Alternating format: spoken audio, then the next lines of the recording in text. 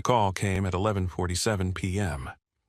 I was sitting in the dark, the way I had been sitting most nights since Rebecca died. Alone in the living room, a glass of whiskey I hadn't touched, staring at nothing. The kids were asleep upstairs, Lily in her room, Ethan in his. The house was silent except for the ticking of the grandfather clock Rebecca had inherited from her grandmother. 8 months. 8 months since the accident. 8 months since a police officer knocked on my door at 2 a.m. and told me my wife's car had gone off Riverside Road. 8 months since I identified her body at the morgue, her beautiful face untouched, but her chest crushed by the steering column. 8 months of grief so heavy I could barely breathe. When my phone lit up with an unknown number, I almost didn't answer. Telemarketers, scammers, wrong numbers. I had stopped caring about any of it. But something made me reach for it. Something I couldn't explain. "Hello? Mr. Mercer." The voice was male, low, urgent. "Don't speak, just say yes or no. They're listening." My blood went cold. "Yes." "Good. Do you remember Officer Ryan Caldwell? I was first on scene at your wife's accident." I remembered.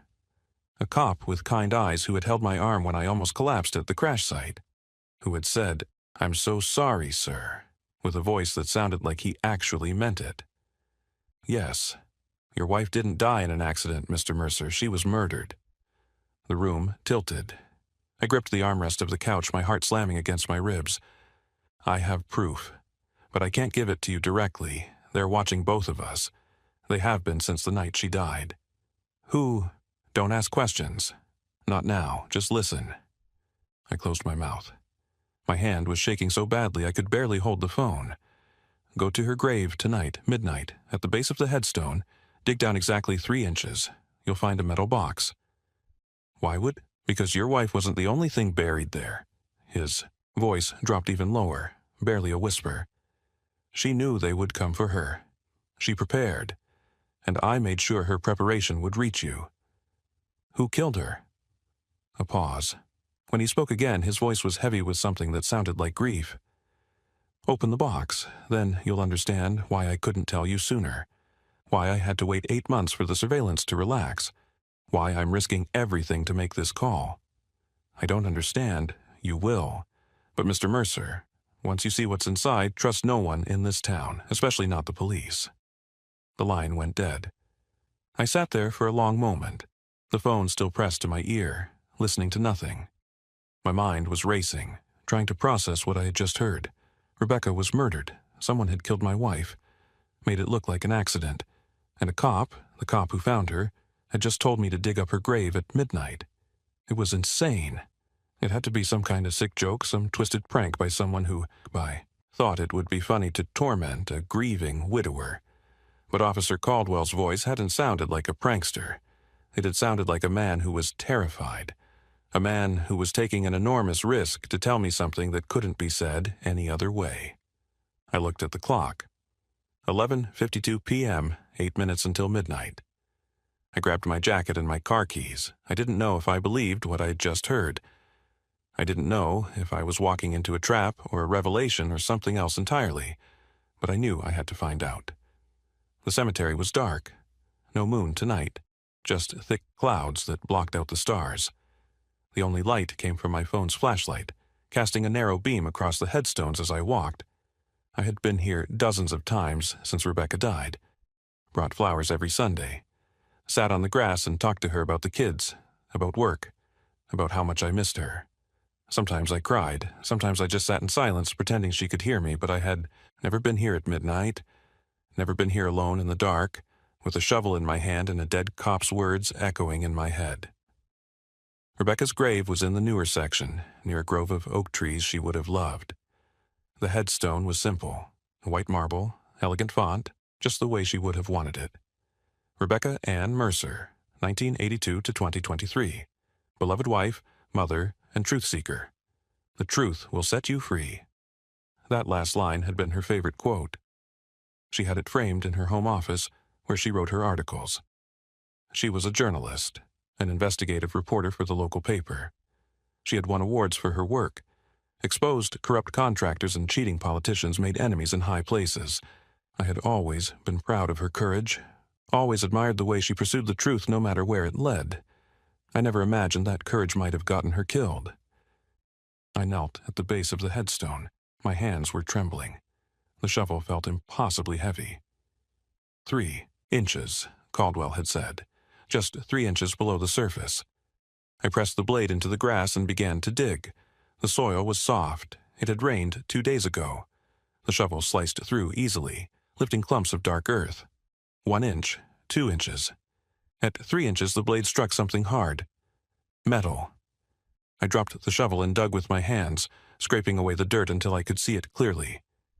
A metal box, maybe 8 inches square, wrapped in plastic to protect it from moisture. Someone had buried it carefully, precisely, exactly where Caldwell had said it would be. I pulled it out of the ground, brushed off the dirt, unwrapped the plastic. Inside the box was everything. A USB drive in a sealed bag, a stack of photographs bound with a rubber band, a small voice recorder, a cell phone I had never seen before, a cheap burner model, not Rebecca's regular phone, and an envelope with my name written on it in Rebecca's handwriting. I opened the envelope with shaking hands. Inside was a letter, 3 pages, front and back, covered in her familiar script. The handwriting was slightly uneven, as if she had been writing quickly, urgently. I started to read, and the world I thought I knew shattered into a million pieces. My darling Daniel, if you're reading this, they killed me. And Officer Caldwell kept his promise to lead you here. I'm sorry I kept this from you. I'm sorry I lied about the late nights, the secret meetings, the phone calls I took in another room. I told myself I was protecting you and the kids. Maybe I was just protecting myself from having to explain. But you deserve the truth now. All of it. 6 months ago, I received a tip from a man named Thomas Reeves. He was a city accountant, worked in the finance department for 15 years. He came to me because he had discovered something that made him sick to his stomach. Chief William Hargrove and Mayor Victoria Ashford have been stealing from this city for 12 years. $23 million, Daniel. $23 million siphoned through fake construction contracts, phony consulting fees, and shell companies that exist only on paper. They've been using the police department as their personal enforcement arm. Anyone who gets too close to the truth disappears. 3 whistleblowers in 12 years, all ruled suicides or accidents. Thomas Reeves was supposed to be the 4th. He came to me because he knew I wouldn't let it go, because he had read my articles and believed I was someone who could be trusted. He gave me everything, financial records, emails, photographs of Hargrove and Ashford meeting with contractors who don't exist. 2 weeks after our first meeting, Thomas was found dead in his apartment. They said he hanged himself. Left a note about depression, financial troubles. But I had spoken to him the day before, Daniel. He was scared, but he wasn't suicidal. He was excited. He thought we were about to blow the whole thing. Wide open. They killed him. Just like they're going to kill me. I know they're watching me. I can feel it. The same car has been parked outside our house for 3 days. There are clicks on my phone line when I pick up. Detective Marcus Stone, Hargrove's right-hand man, has been following me. I see him everywhere I go, watching, waiting. I should have gone to the FBI. I should have taken this to someone outside the city. But I was arrogant, Daniel. I thought I could handle it myself. I thought I could publish the story, expose them all, and let the national attention protect me. I was wrong, so I'm preparing for the worst. Everything I've gathered is on the USB drive. Documents, recordings, photographs. The burner phone has encrypted messages between me and Thomas, and between me and Officer Caldwell. The voice recorder has a conversation I taped with a contractor who admitted to the fake invoices. It's all here. Everything they need to bring Hargrove and Ashford down. I told Officer Caldwell about this spot. He's one of the only clean cops in the department. He tried to report corruption years ago, and they destroyed his career for it. Demoted him, sidelined him, made his life hell. But he never stopped believing in justice. If anything happens to me, he promised to wait until it was safe, then bring you here. The fact that you're reading this means he kept his word. Daniel, I need you to finish what I started. Not for revenge, for justice, for Thomas Reeves, for the 3 other people they killed, for every citizen of this city who has been robbed blind by people who swore to protect them. Take this evidence to the FBI, the field office in the state capitol, not the local office. I don't know how far the corruption reaches. Go directly to the Capitol. Ask for Agent Sarah Chen. She's been investigating public corruption cases for 20 years. She can be trusted. I verified her myself before I ran out of time. I love you, Daniel. I have loved you since the moment we met at that terrible coffee shop with the burned espresso. You were so nervous. You spilled your drink twice and apologized 3 times. I thought it was the most endearing thing I had ever seen. I loved you through 16 years of marriage, through 2 beautiful children, through every fight about my work hours and every reconciliation at 3 a.m. when we both admitted we were being stubborn, through the good times and the hard times and this ordinary in-between times that somehow meant the most. I will love you beyond death. Tell Lily that her mother was brave. Tell her that when she grows up, I want her to fight for what she believes in, even when it's scary, especially when it's scary. Tell Ethan that his mother was proud of him every single day, that his kindness and his gentle heart are the most valuable things a person can have. Never let anyone make him think being kind is weakness. And tell them both. Tell them their mother loved them, with every breath she took. That leaving them is the only regret I have, that I would give anything for one more bedtime story, one more school play, one more Sunday morning making pancakes together. But I can't. So you'll have to do it for me. Finish this, Daniel. For me, for us, for everyone they've hurt. And then live. Really live. Don't let grief consume you. Don't let anger poison you. Find happiness again. Laugh again. Love again. That's what I want for you. That's the last gift I can give. Forever yours, Rebecca. The password to the USB drive is the date of our first kiss. You remember, the rainstorm, the awning, the moment I knew. I sat in the darkness of the cemetery and wept. Not quiet tears, not dignified grief, great heaving sobs that shook my entire body that I couldn't have stopped if I'd tried. I clutched the letter to my chest and cried for everything I had lost. My wife, my innocence, the 8 months I had spent believing it was an accident. She had known they were coming for her, and she had prepared anyway. She had gathered the evidence, made the arrangements, written me a letter that I would only read if she was dead. My wife had faced her own murder with clear eyes and steady hands, had spent her final weeks not running, not hiding, but making sure her work would survive her. And I had been oblivious, going to work, coming home, kissing her goodbye in the morning without any idea that each kiss might be the last, that she was carrying this enormous secret, this enormous danger, and protecting me from it even as it closed in around her. I don't know how long I sat there. Time had stopped meaning anything. But eventually the tears ran dry, and I was left with something harder, something cold. Rage. They had killed my wife, murdered her, and made it look like an accident. Let me spend 8 months drowning in grief while they went about their lives, secure in the knowledge that they had gotten away with it. Chiefy William Hargrove. Mayor Victoria Ashford. Detective Marcus Stone. I knew these people. I had seen Hargrove at community events, shaking hands, giving speeches about keeping our streets safe. I had voted for Ashford twice, believed her promises about fiscal responsibility and good government. I had nodded politely at Stone when I passed him on the street, never suspecting that he was the one who ran my wife off the road. They had smiled at me at Rebecca's funeral, offered their condolences, told me what a terrible tragedy it was, and the whole time they were the ones who killed her. I gathered the evidence, the USB, the photographs, the recorder, the burner phone, and put everything back in the metal box. I filled in the hole I had dug, smoothed over the grass, made it look like no one had been there. Then I walked back to my car, got in, and drove home. I had a lot of work to do. Let me tell you about my wife. Rebecca Ann Mercer was the most stubborn, brilliant, infuriating woman I had ever met. She never backed down from a fight, never accepted no for an answer, never let anyone tell her something was impossible. We met in 2005 at a coffee shop near the university where I was finishing my MBA. She was 23, a junior reporter at the student newspaper, already making a name for herself with investigations into campus corruption. I was 27, trying to figure out what to do with my life, drinking terrible espresso and pretending to read a business textbook.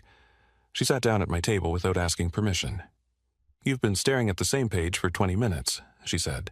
"Either that chapter is incredibly fascinating or you're using that book as a prop."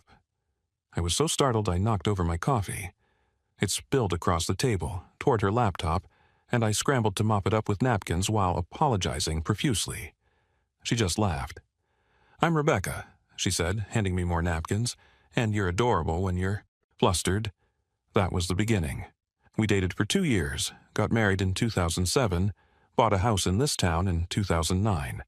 Lily came along in 2010, Ethan in 2013.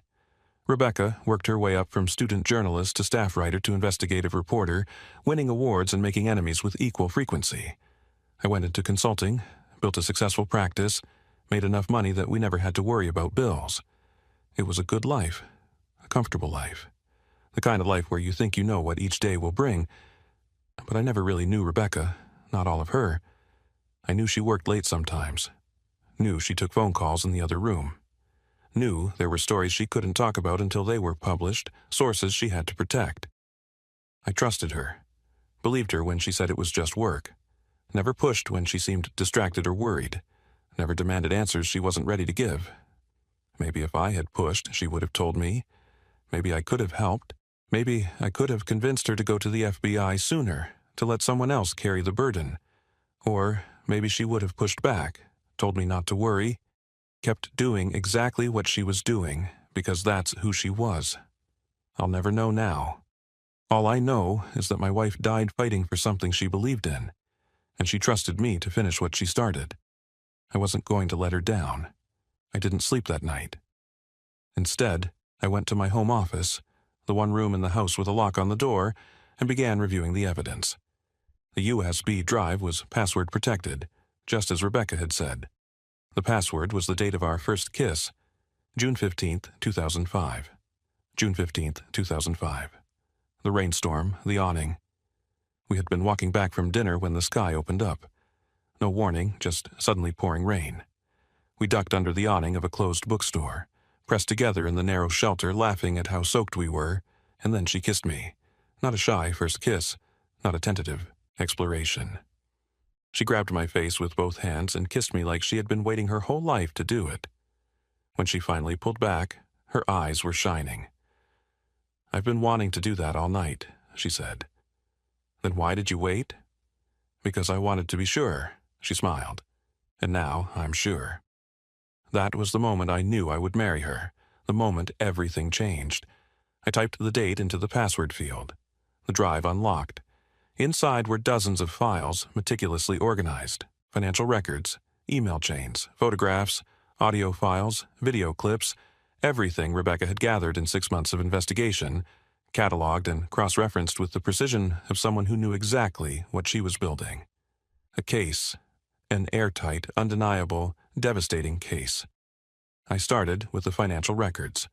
Spreadsheets showing city payments to construction companies that didn't exist. Invoices for projects that were never completed. Wire transfers to offshore accounts linked to shell corporations. $23 million. Rebecca had calculated every dollar. Then the photographs. Chief Hargrove meeting with a man in an expensive suit. The caption identified him as Vincent Russo, alleged contractor, no business registration found. Mayor Ashford handing an envelope to someone in a parking garage. Detective Stone following Thomas Reeves 2 days before his death. The audio files were the most damning. Conversations Rebecca had recorded, her voice calm and professional, asking questions that the subjects didn't realize were traps. So, this invoice for $1.2 million. "Can you tell me what project that was for?" That was the Riverside Drainage Project, standard infrastructure." "Interesting. Because I drove out to Riverside yesterday. There's no drainage project, no construction equipment, no signs of any work being done." I must have the wrong file. Let me check." "Don't bother. I already have the real files. The question is whether you want to tell me the truth now, or wait until the FBI asks you the same questions." That was my wife. Brilliant, relentless, unafraid, and they had killed her for it. The next morning, I told the kids I had to take a business trip. "How long?" Lily asked. She was 14, old enough to be suspicious of sudden schedule changes. "Just a few days. Aunt Margaret is going to stay with you." "Is everything okay, Dad?" Her eyes searched my face. "You look different." I forced a smile. Everything's fine, sweetheart. Just some urgent work stuff. I'll call you every night, okay? She didn't believe me. I could see it in her face.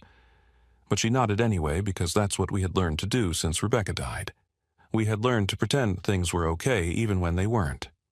Ethan was easier. At 11, he was still young enough to accept simple explanations without question. He hugged me goodbye and went back to his video game.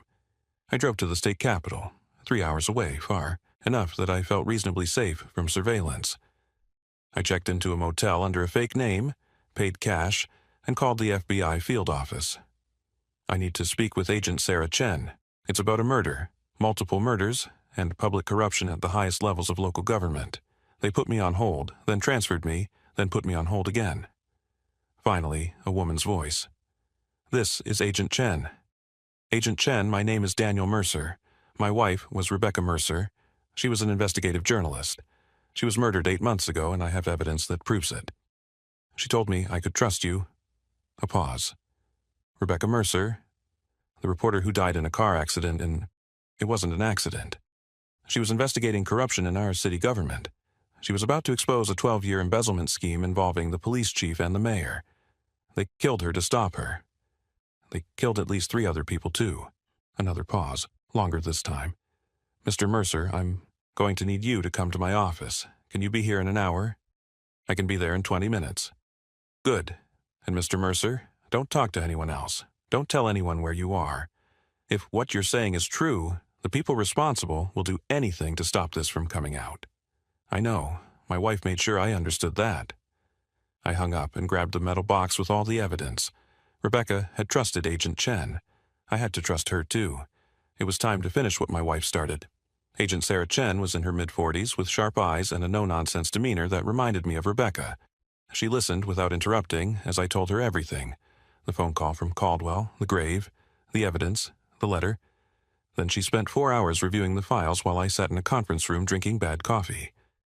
When she finally came back, her face was grim. Mr. Mercer, your wife built one hell of a case. I've been investigating public corruption for 20 years, and this is some of the most comprehensive evidence I've ever seen. So, you believe me? I believe the evidence, and I believe your wife was murdered. The accident report never sat right with me. I reviewed it as part of a routine check 6 months ago, and there were inconsistencies I couldn't explain. Now, I understand why. What happens now? Now we build a federal case. The corruption your wife documented crosses state lines. The shell companies are registered in 3 different states. The money was moved through interstate banking systems. That gives us jurisdiction. How long? Weeks, maybe months. We need to verify everything, gather additional evidence, build profiles on all the players. When we move, we need to move decisively. If Hargrove or Ashford gets wind of this investigation, they'll run. Or worse, they'll come after you. The threat hung in the air between us. They're already watching me, aren't they? Probably, which is why you're going to. Go home, act normal, and pretend this meeting never happened. We'll handle the investigation. When it's time to move, we'll make sure you and your children are protected. I can't just go home and act like nothing happened. They killed my wife, and they will kill you too if they think you're a threat. Agent Chen's voice was firm, but not unkind.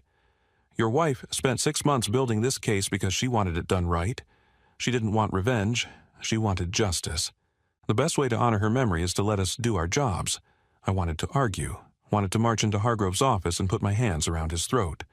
Wanted to make him suffer the way I had suffered. But Rebecca's letter echoed in my mind, not for revenge, for justice. She was right. She was always right. Okay, I said, I'll wait, but you have to promise me something. What? When you arrest them, I want to be there. I want to see their faces when they realize it's over. Agent Chen nodded, slowly. I think I can arrange that. The next 2 months were the hardest of my life. I went home, went back to work, took the kids to school, helped with homework, made dinner, attended the community events where Hargrove glad-handed and Ashford made speeches, smiled and nodded when they offered empty condolences about Rebecca. Every interaction was agony. Every smile was a mask covering rage so intense I could barely contain it. But I contained it. For the kids. For Rebecca. For the justice she had died trying to achieve. Agent Chen called once a week with updates. The investigation was proceeding. Additional evidence was being gathered. Wiretaps had been approved.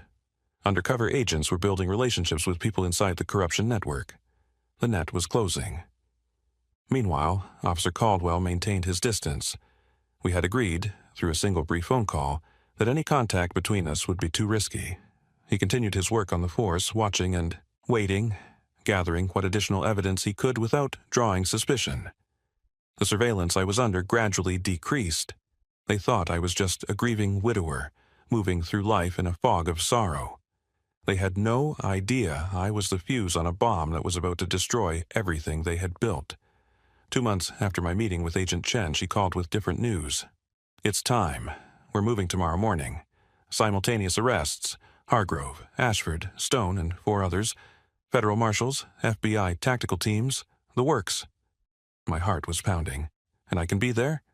"Be at the Riverside parking lot at 6 a.m. That's where we're staging. And Mr. Mercer, bring the letter. I think the arresting officers should know exactly who they're serving justice for."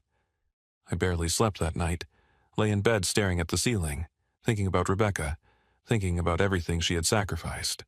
Tomorrow it would finally be over. The morning of the arrests was cold and gray.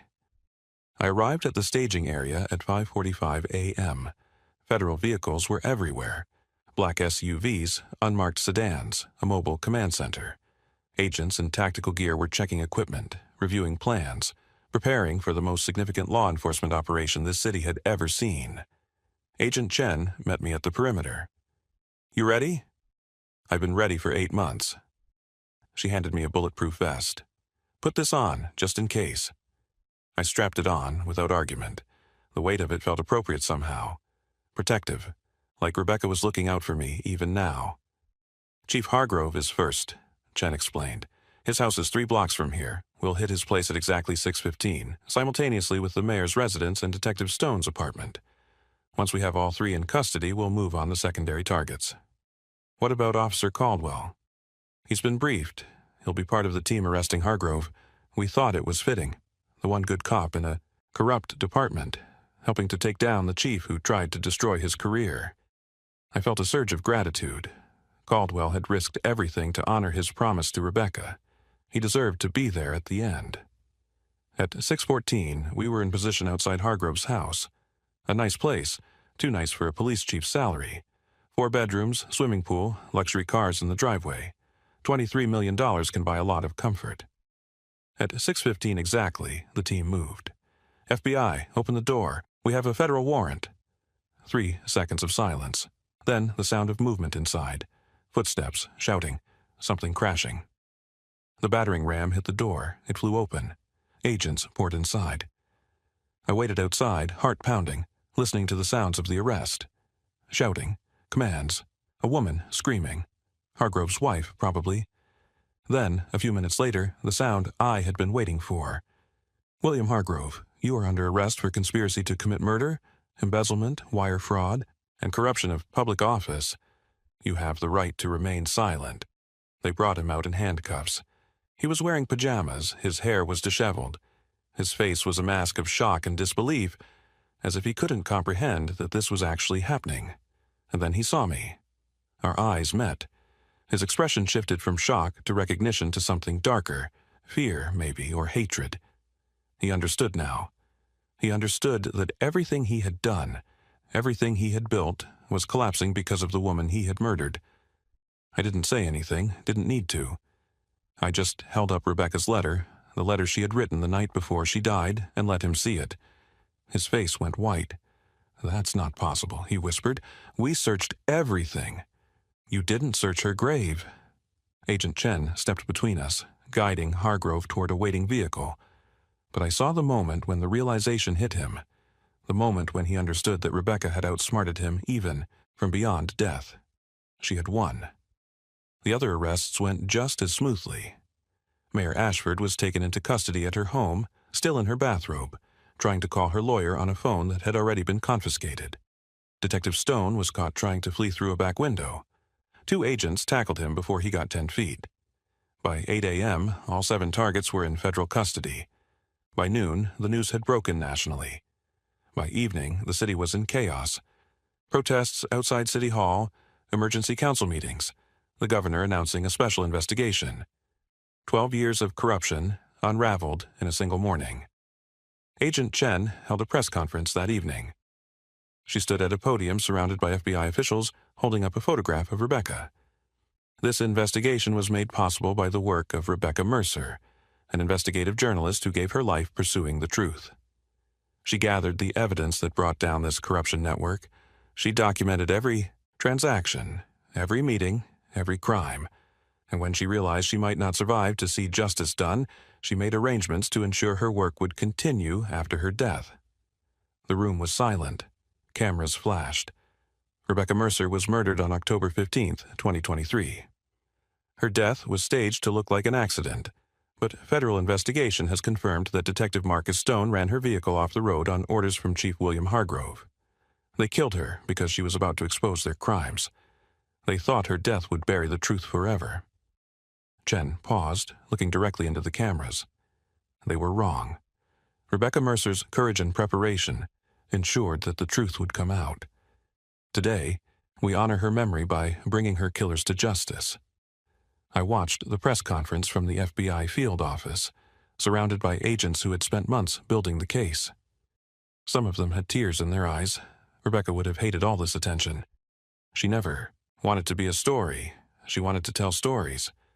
But she would have loved seeing Hargrove and Ashford in handcuffs, would have loved knowing that her work mattered, that her sacrifice meant something. I hoped, wherever she was, she could see it. The trials took place the following spring.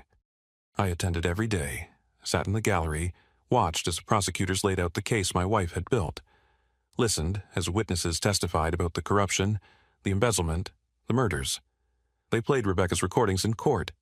Her voice, calm and professional, asking questions that exposed the rot at the heart of our city government. Hearing her voice after so many months of silence, it broke me and healed me at the same time. Chief Hargrove was convicted of conspiracy to commit murder, embezzlement, wire fraud, and a dozen other charges. He got 45 years. He'll die in prison. Mayor Ashford was convicted of embezzlement, money laundering, and obstruction of justice. She got 30 years. Detective Stone was convicted of first-degree murder for Rebecca's death, plus 2 counts of second-degree murder for the other whistleblowers. He got life without parole. The others, the contractors, the accountants, the enablers, all received sentences ranging from 10 to 20 years. When the final verdict was read, I stood up and walked out of the courtroom. I drove to the cemetery, sat down next to Rebecca's grave. "We did it," I said. "We got them all, every single one." The wind rustled through the oak trees. A bird sang somewhere nearby. Agent Chen said you built one of the best cases she's ever seen. Said you would have made a hell of a federal prosecutor if you hadn't been a journalist. I laughed through tears. I told her you would have hated being a prosecutor. Too many rules, too much bureaucracy.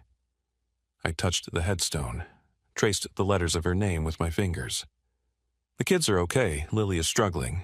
She's angry mostly, angry at the people, angry at the who killed you, angry at the world, angry at me sometimes for not protecting you. But she's seeing a therapist and it's helping. She reminds me of you so much, the same stubborn determination, the same refusal to back down. I wiped my eyes. Ethan is quieter. He doesn't talk about you much, but he keeps the photo of you in his room, and sometimes I hear him talking to it at night, telling you about his day, about school, about his friends, about the video games he's playing.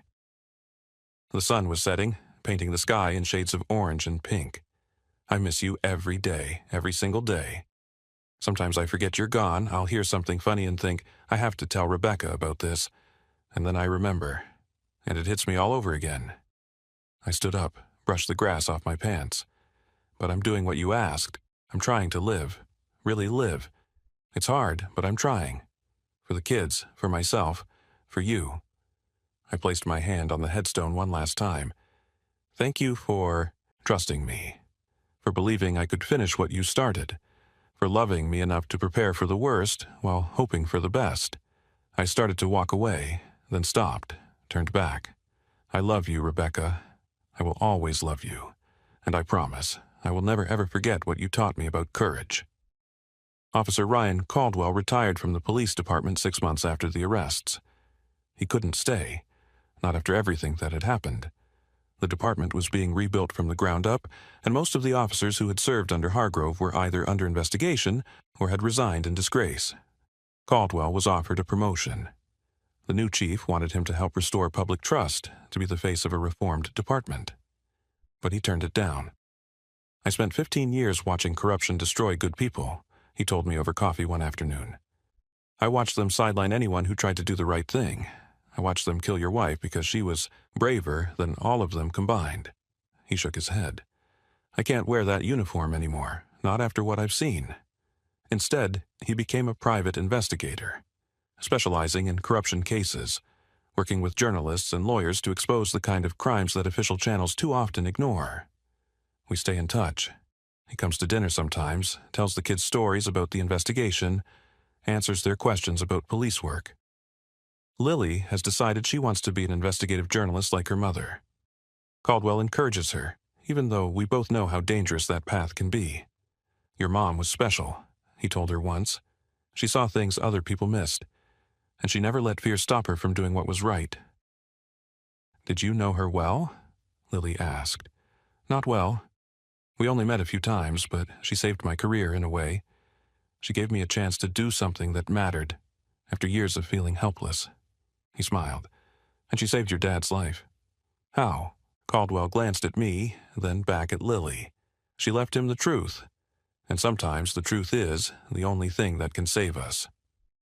2 years have passed since that night in the cemetery. I'm 48 now. Still living in the same house, though I've redone Rebecca's office. It's a memorial now, her awards on the walls, her favorite books on the shelves, the framed copy of her final article, published posthumously, with her byline and a dedication from the editor. Lily is 16.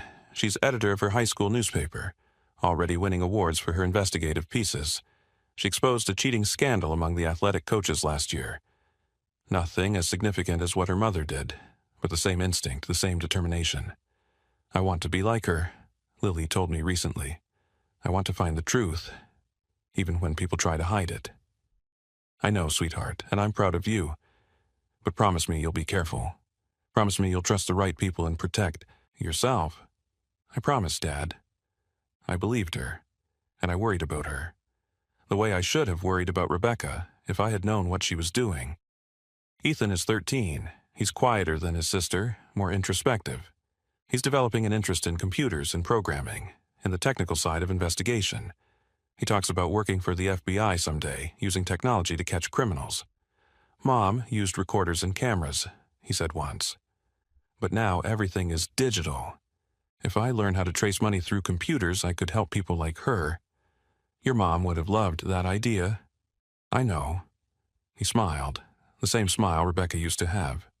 "That's why I want to do it." The money that was recovered, what was left of the $23 million, was used to establish the Rebecca Mercer Foundation for Investigative Journalism.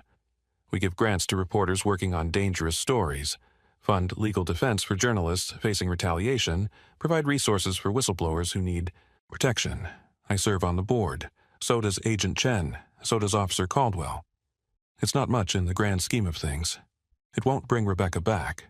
It won't undo the months of grief, the moment when I found out my wife had been murdered, the night I dug 3 inches into her grave and found the truth. But it's something. A way to honor her memory. A way to make sure her courage matters. Last week, I visited the cemetery again. I go every Sunday, just like I did before. Bring flowers, sit on the grass, talk to her about the kids, about work, about the foundation, about the mundane details of a life she's no longer part of. But this time, I brought something different. A newspaper. The front page had a story about a corruption scandal in another city, a police department caught embezzling funds, a mayor arrested for bribery. The reporter who broke the story was a 26-year-old woman who cited Rebecca Mercer as her inspiration. "I wanted to show you this," I said, holding up the paper.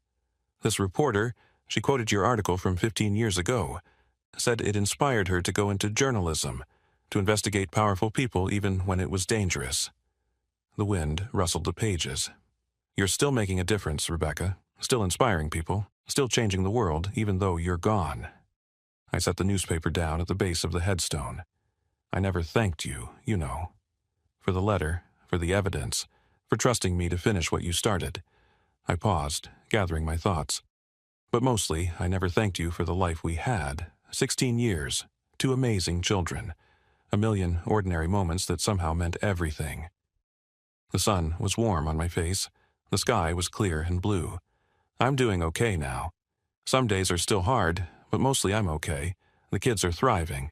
The foundation is growing. The people who killed you are rotting in prison. I stood up and brushed off my pants. I used to be angry all the time. After I found out the truth, I wanted to burn the whole world down, but you told me not to let anger poison me, told me to live, really live, and I'm trying. I smiled. I even went on a date last month, just coffee, nothing serious. But it was nice. I think you'd want me to be happy again, to find someone to share my life with. That's what you said in the letter. I touched the headstone. I'm not ready yet, but someday maybe, and when I am, I'll know it's because you gave me permission, because you loved me enough to want me to move forward. I started to walk away, then turned back one last time. Thank you, Rebecca, for everything, for the love, for the truth, for the life we built together, and for the letter that showed me who you really were, not just my wife, but a hero. I blew a kiss toward the grave. I'll see you next Sunday, same time, same place. I'll bring more flowers. The wind picked up, rustling through the oak trees, carrying the scent of grass and flowers and something else. Something that might have been imagination, or might have been memory. For just a moment I could have sworn I heard her voice. I love you, Daniel. I always will. I know it sounds impossible. A phone call at midnight. A cop who couldn't tell me the truth directly. A metal box buried at my wife's grave containing evidence that proved her murder and brought down a conspiracy. But it happened, every word of it. Rebecca Mercer was a journalist, a mother, a wife. She spent 6 months investigating corruption that had stolen $23 million from our city. She knew the investigation might cost her life, and she prepared anyway. She trusted the right people, left the evidence where it could be found, and made sure her death wouldn't mean the end of justice. She was the bravest person I have ever known. And every day I try to live up to the example she set, to pursue truth, to protect the vulnerable, to fight for what matters. Even when it's hard, that's her legacy. That's what she left behind. Not just evidence, not just convictions, but a reminder that one person, with enough courage and determination, can change the world. Now, I want to ask you something. What would you do if you received a call at midnight telling you to dig at your loved one's grave? Would you trust the caller? Would you have the courage to uncover a truth that powerful people wanted buried forever? And if you found what I found, evidence of murder, corruption, betrayal, would you have the strength to see it through? Drop your answer in the comments. I read every single one. If this story moved you, hit that like button. Share it with someone who needs to hear it. Especially anyone who has ever lost someone they loved and wondered if there was more to the story. Comment your thoughts below. And subscribe to the channel so you never miss another story. I'll see you in the next one. 3 nights ago, I woke at 2 a.m., couldn't sleep. The anniversary of Rebecca's death was approaching, and my mind wouldn't quiet. I drove to the cemetery, parked in the same spot I had parked 2 years ago, the night Officer Caldwell told me to dig. The grave looked different in moonlight. Peaceful. The headstone glowed silver white, her name etched in shadow. I sat on the grass, my back against the oak tree, and watched the stars. Somewhere out there, Rebecca was watching too. I was certain of it. I finished it, I whispered to the darkness. Everything you asked, everything you hoped for. A shooting star streaked across the sky, brief, brilliant, gone. I smiled. Good night, Rebecca. Rest easy. I stood, brushed the grass from my clothes, and walked back to my car. Behind me, the cemetery was silent. But it wasn't an empty silence anymore. It was the silence of something completed, something honored, something that would never be forgotten. I drove home through empty streets, the windows down, the night air cool on my face. And for the first time in 2 years, I felt something I thought I had lost forever. Peace.